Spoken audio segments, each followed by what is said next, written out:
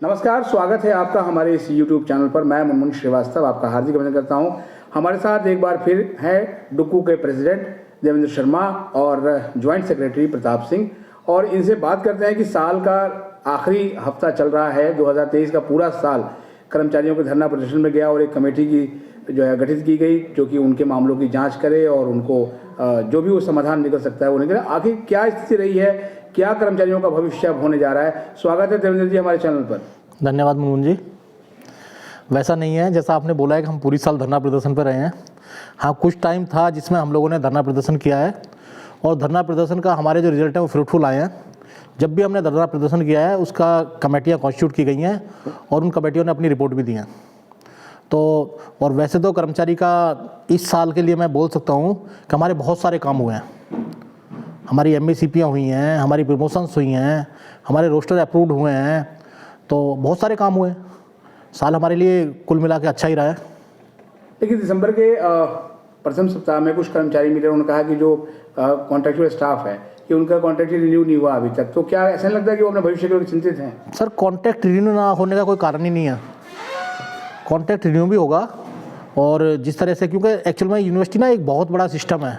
Recommendation हर department की जाती हैं, तो हर डिपार्टमेंट से उनके पास रिकमेंडेशन गई होंगी, उसके बाद रिन्यू होगा। मुझे नहीं लगता, मुझे तो कोई ऐसा कुछ सुनने में आ नहीं रहा है कि रिन्यू नहीं होगा।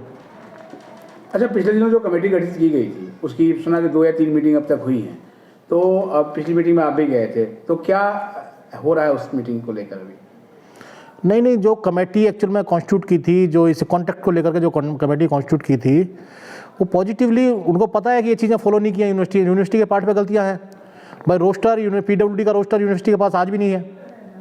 दूसरा, टाइम बाउंड, खुद हमारे जो यूनिवर्सिटी का कैलेंडर है, जो यूनिवर्सिटी के RR है, रिक्रूटमेंट रूल है, उसमें इन्होंने लिखा हुआ है, सभी कॉलेजों को निर्देश दे रखा है कि हमें 18 महीने के अंदर टोटल प्रोसेस पूरा करना होता है। जबकि NTA के नहीं किया गया। NTA के टाइम में 24 महीने बाद टेस्ट कंडक्ट कराया, जो कि अपने आप में गलत था। अभी जैसे जो NTA से पास आउट स्टूडेंट्स थे जिनका सिलेक्शन हुआ था और उनकी ज्वाइनिंग जो है वो रोक दी गई, और सेकेंड ईयर का एग्ज़ाम नहीं हुआ जूनियर असिस्टेंट का, वो एक अलग पार्ट है। लेकिन यहाँ जो कॉन्ट्रैक्चुअल स्टाफ जो सालों से काम कर रहा है दिल्ली विश्वविद्यालय में, वो भी अपने भविष्य को लेकर चिंतित है, तो उनके लिए डुक्कू क्या कर रही है? नहीं, उनके भविष्य को लेकर चिंता इस बात की है सर। एक्चुअल में जो कॉन्ट्रैक्ट की जो सैलरी थी वो 3 नवंबर 2021 को ऑनरेबल वाइस चांसलर साहब ने जब ज्वाइन किया था, उसके बाद जब हमारी इनसे मीटिंग हुई थी, तो उन्होंने जो सुप्रीम कोर्ट की रूलिंग है, सेम वर्क सेम पे, वो यूनिवर्सिटी के अंदर लागू करवा दिया है, और उसके तहत उनको बेसिक पे प्लस DA मिलता है। तो कॉन्ट्रैक्चुअल स्टाइल का फ्यूचर तो एकदम से मैं ये नहीं कह सकता नॉन ब्राइट है, ब्राइट तो है, लेकिन वो सिस्टम में रेगुलर हो जाए, इसके लिए हम लोग कोशिश कर रहे हैं। नहीं तो क्या ऐसी भी जो है वो चर्चाएं चल रही हैं कि जो ये कर्मचारी हैं उनको टेम्परेरी स्टेटस फिलहाल दे दिया जाए और कुछ जो यंग हैं उनको परमानेंट किया जाए? आपने अभी तक क्या सुना है? सर, टेम्परेरी स्टेटस का मुझे नहीं लगता कि इस समय भारत सरकार में कोई इस तरह का प्रावधान है। लेकिन ये जो इनको दिया गया है बेसिक प्लस DA, ये अपना में ठीक है, बहुत अच्छी VC साहब ने किया है। इसका हम लोग VC साहब का हमने धन्यवाद भी किया है, उनसे मिलकर भी धन्यवाद किया है, अभी भी धन्यवाद करते हैं। लेकिन साथ साथ ये डिमांड VC साहब से ज़रूर करते हैं कि सिस्टम में इन सबको यूनिवर्सिटी के अंदर ही, यूनिवर्सिटी के रोल से ही टेस्ट कंडक्ट करा के इन सबको सिस्टम में लाया जाए, क्योंकि ये लोग उन सीटों में बैठे हुए काम कर रहे हैं जिन सीटों में हमें ज़रूरत है कर्मचारियों की, और काम स्मूथली चल रहा है।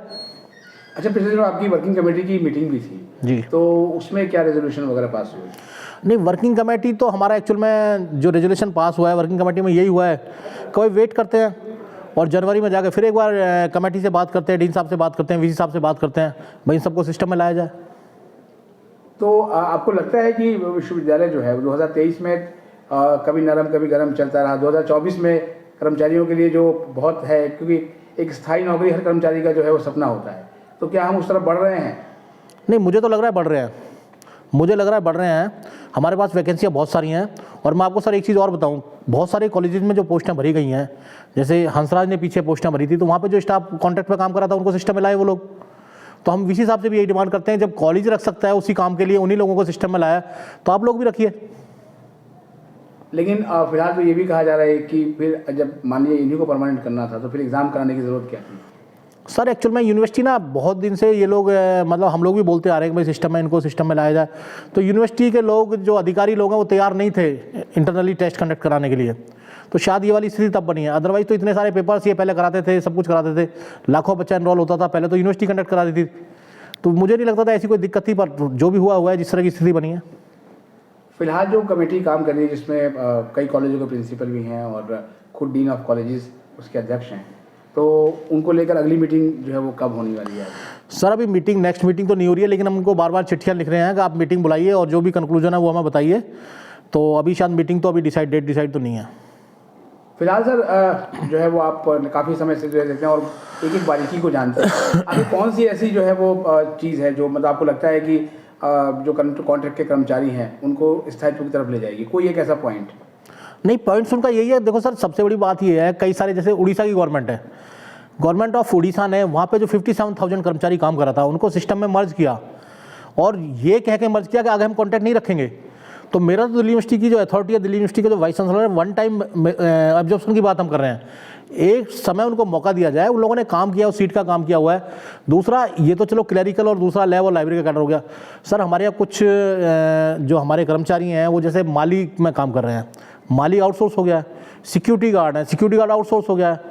स्वीपर्स हैं, स्वीपर्स आउटसोर्स हो गया है, लेकिन वो बहुत लंबे समय से अपनी सर्विस दे रहे हैं। तो हमने तो वीसी साहब से ये भी, हम वीसी साहब को चिट्ठियाँ भी लिखी हैं, बोल भी रहे हैं। मैंने कहा sir as a one time major इन लोगों को सिस्टम में लाया जाए, उसके बाद पोस्टों को मत भरो, जो भारत सरकार की पॉलिसी है। वीसी साहब पॉजिटिव सोच के आदमी हैं और हमें उम्मीद है कि शायद इन सब के बारे में कुछ ना कुछ अच्छा सोचेंगे, ये हमारी सोच है। और जो लोग अपने मतलब ज्वाइनिंग का इंतजार कर रहे हैं, जो एनटीए के एग्ज़ाम पास करके, उनके भविष्य के लिए क्या असर है? सर उसके बारे में तो मैं कोई कमेंट्स नहीं करना चाहूँगा कि यूनिवर्सिटी के पार्ट पे है कि यूनिवर्सिटी ने क्या करना है क्या नहीं करना है, उसमें हमारा डुक्कू का कोई रोल नहीं है। हम लोग तो ये कि जो कर्मचारी हमारे साथ 15 साल से 20 साल से हमारे साथ अपनी सेवाएं दे रहा है, वो आज की डेट में परमानेंट कर्मचारी की तरह हो गया है। उसके साथ हम लोग मिक्सअप हो रखे हैं। बहुत सारे कॉन्ट्रैक्ट के कर्मचारी तो हमारे मेंबर भी हैं सर यूनियन के, तो हम लोगों को तो उनकी सपोर्ट करनी है। तो उस पर मेरा कोई, वो तो अथॉरिटी के ऊपर है कि अथॉरिटी क्या सोचना है करना है। विश्वविद्यालय के अंतर्गत आने वाले जो कॉलेजेस हैं उनके सारे कर्मचारी डुक्कू की तरफ देखते हैं, तो ईयर एंड होने जा रहा है, तो अब आप उनको क्या मैसेज देंगे? नहीं, मेरा मैसेज ये है कि हम तो उन्हीं के लिए बैठे हैं। हम तो उन्हीं की, कोई फ़ोन आएगा, अभी भी किसी का फ़ोन आया, दयाल सिंह कॉलेज का रोस्टर नहीं वो हो रहा है, तो हम फट से फ़ोन करते हैं डीआर कॉलेजेस को। हम अभी वीसी साहब, रजिस्ट्रार साहब को मैंने फ़ोन किया, मैंने सर मिलना है आपसे, बातें करनी है। तो हम लोग ना अथॉरिटी के साथ भी, अथॉरिटी भी हमारे साथ पॉजिटिव है, हम ये नहीं कह सकते अथॉरिटी नेगेटिव है। और हम जिस चीज़ के लिए जाते हैं 90% काम हमारे पॉजिटिवली हो रहे हैं। बहुत बहुत धन्यवाद देवेंद्र जी और प्रताप सिंह जी, हमें समय देने के लिए। Thank you sir, thank you, thanks a lot.